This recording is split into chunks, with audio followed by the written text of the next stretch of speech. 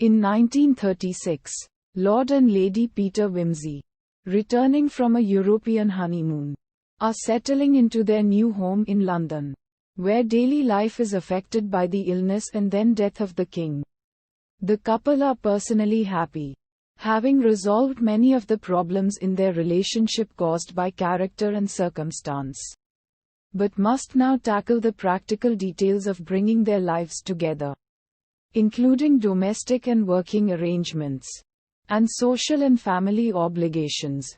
The couple become slightly acquainted with Lawrence Harvell, a wealthy theatrical angel, and his beautiful wife, whom he has rescued from poverty following her rich father's disgrace and imprisonment.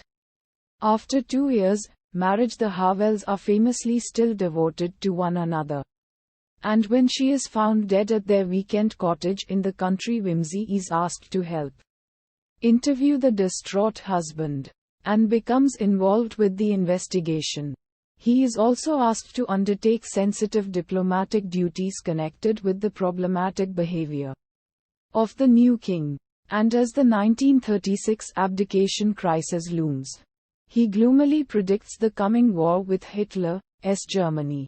Suspicion falls on a writer known to have been in love with Mrs. Harvell, and a talented but bohemian painter who had been working on portraits of both Harriet and the murdered woman.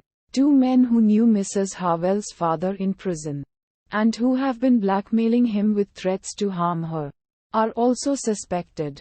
Meanwhile, Harriet straightens out her domestic situation, learning how to fulfill her new role whilst keeping her own identity, and finds a practical solution to allow Wimsey's devoted manservant Bunter to marry without having to leave the household. Harriet's unorthodox approach infuriates her sister-in-law, who believes Harriet has an obligation to abandon her career, do her duty to the family and produce an heir. But it allows her to solve most of the practical difficulties that might have stood in the way of a successful and happy marriage. She also discovers she is expecting a baby. Udharan Chenne. After some plot twists, a second murder and a scene involving the hidden rivers and Victorian sewers that run under London, it is revealed that Harvell unintentionally killed his wife in a jealous rage, in the belief she was preparing to entertain a lover. Although ironically her preparations had really been for him, Harvell might have gotten off with a manslaughter conviction, except that he later committed the premeditated murder of an actress who was in a position to disprove his alibi and tried to blackmail him.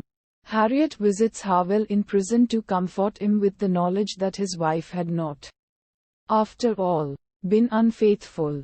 In doing so, she finally banishes the lingering ghosts of her own imprisonment and murder trial, and the effect they have had on her relationship with her own husband.